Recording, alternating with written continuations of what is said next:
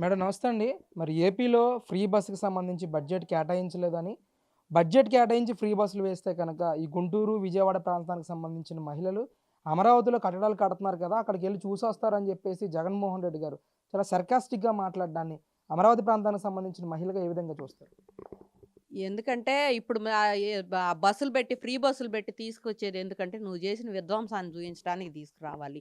Main ఏంటంటే 9 నెలలు అయ్యేసరికి నువ్వు ఖజానా అంతా ఖాళీ చేసి 12,00,000 కోట్ల అప్పులతో రాష్ట్రాన్ని అప్పజెప్పేసి ఇవాళ కనీసం నువ్వు ఫస్ట్ మంత్‌లో, సెకండ్ మంత్‌లో సాలరీలు ఇవ్వటానికి గూడా నిధులు ఖాళీ చేసి ఎళ్ళిపోయిన ఖాళీ ఖజానా అప్పజెప్పిపోతే ఇవాళ ఫస్ట్ తారీఖుకొచ్చేసరికి ఎవరి కాళ్ళకి సాలరీలేసి మరి ఏ రకంగా అయితే రన్నింగ్ చేసుకొస్తా ఉన్నాడో, అట్లానే 9 నెలలు అయ్యేసరికి నీవు ఉక్రోషం పట్టలేక ఇవాళ ఫ్రీ బస్సులు పెట్టండి, అమరావతి అభివృద్ధి చూయించండి అంటున్నావు. అమరావతి అభివృద్ధికి ఇంకా టైము మరి నిధులకి రావాలి, తీసుకురావాలి, చెయ్యాలి.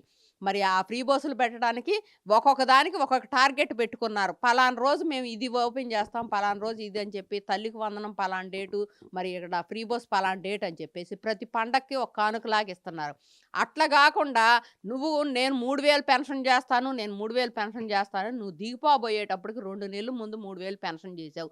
మరి నీయన్నీ ఎత్తి చూయించేవాళ్ళు లేరనే నువ్వు మాట్లాడితే నువ్వు ప్రెస్ మీట్ పెట్టవు. ఓన్లీ రికార్డెడ్ మీటింగులు బెట్టేసి మాట్లాడుతున్నావు. ప్రెస్ రిపోర్టర్లు ఎవరు నిన్ను క్వశ్చనించకూడదు. నీకు నువ్వు మాట్లాడేసుకోవాలి. నీ ఒపీనియన్ నువ్వు జెప్పుకోవాలి. అట్లా కాకుండా రాష్ట్రాన్ని అభివృద్ధి పదంలో నడపాలంటే అమరావతికి ఒక్క పైసా గూడా పెట్టకుండా అమరావతి అభివృద్ధి ఎలా చెయ్యాలి అని ఒక కాన్సెప్ట్ తోటి నువ్వు ఇంతకుముందు 1,00,00,000 అవుతియి. 1,00,00,000 అమరావతిలోనే చేస్తే మిగతా రాష్ట్రం మొత్తం పరిస్థితి ఏంటని చెప్పేసి జనంతో మాట్లాడావు. ఇదంతా కాకుండా అమరావతిని అభివృద్ధి చేసి తద్వారా రాష్ట్రానికి నిధులు వెల్లువలాగా తెచ్చే విధంగా ఒక రూపకల్పన అయితే చేస్తున్నాడు. దానికి కొంచెం టైం పట్టొచ్చు గానీ ఆంధ్ర రాష్ట్రం అభివృద్ధి, అమరావతి అభివృద్ధి చంద్రబాబు నాయుడు గారి చేతిలో ఉంది.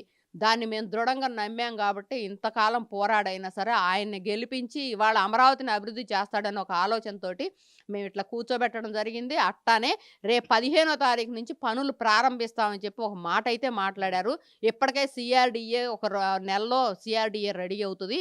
సీఆర్‌డీఏ రెడీ అయిన దగ్గర నుంచి ఇప్పుడు పాపం మరి నీ దెబ్బకి మరి టెండర్‌లు పిలిసినా గూడా, వాళ్ళ కంపెనీలాళ్ళు గూడా ముందు మాకింతకుముందు పాత బకాయిలుండయి.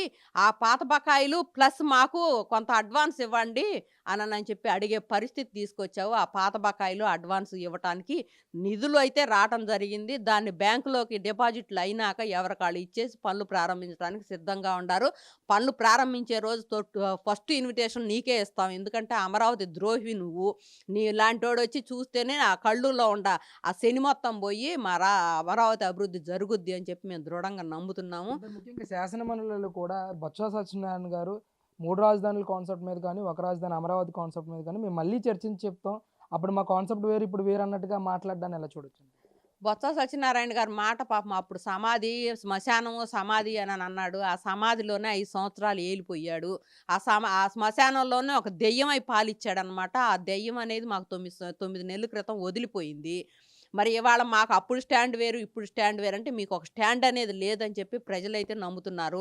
ఇన్ని సార్లు ఒక స్టాండ్‌లో లేము, ఆ స్టాండ్, ఈ స్టాండ్ అంటే మిమ్మల్ని స్టాండింగ్‌లో లేకుండా సిట్టింగ్‌లో కూర్చోబెట్టడానికి జనం సిద్ధపడే మీకు 160 మాకు 164 సీట్లిచ్చి మీకు 11 సీట్లిచ్చారు. అయినా మీకు బుద్ధి రాలేదు.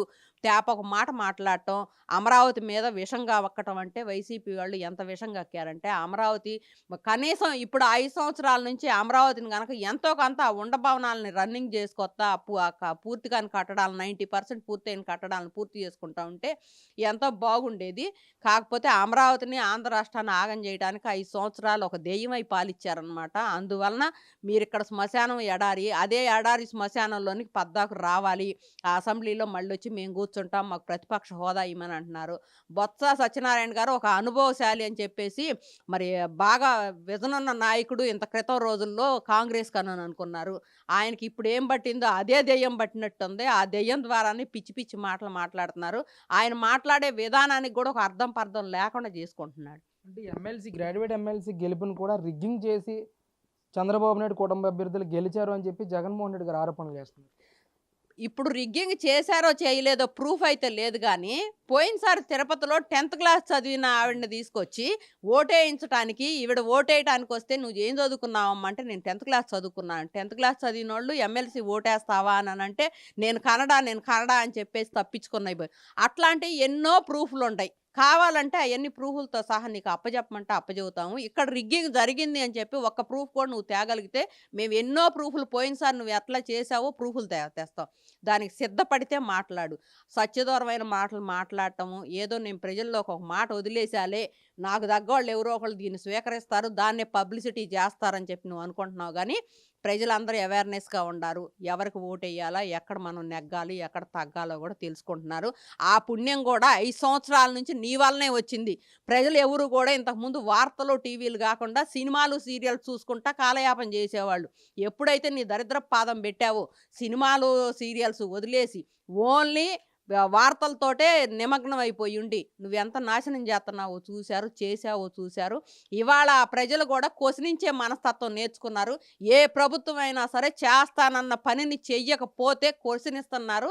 దాన్ని ప్రజల్లో నువ్వు తెచ్చిన అవేర్‌నెస్, ప్రత్యేకంగా అమరావతి మహిళలు గూడా నీకు ధన్యవాదాలు తెలియజేయొచ్చు. మమ్మల్ని గూడా ఇంత వాగ్దాటి మాకు నేర్పావంటే నీ పుణ్యమే బాబు. నీకైతే మేము మాట్లాడినట్టు ఏ పేపరు లేకుండా ఇంతసేపు నువ్వు మాట్లాడగలిగితే నీ హ్యాట్స్ ఆఫ్ చెబుతాం. ముందు మాట్లాడటం నేర్చుకో. తర్వాత రీజన్ ఏంటో నేర్చుకో. మరి రాజ్యాంగంలో ఏం పొందుపరిచి ఉండయో నేర్చుకో. ఆ పొందుపరిచిన విధానాన్ని అమలు చేయటం నేర్చుకో. దేశవ్యాప్తంగా గౌరవించిన రాజ్యాంగాన్ని నువ్వు తిప్పి రాయమంటున్నావు. అదే నీ అవివేకం అని చెప్పి జనం నవ్వుతున్నారు.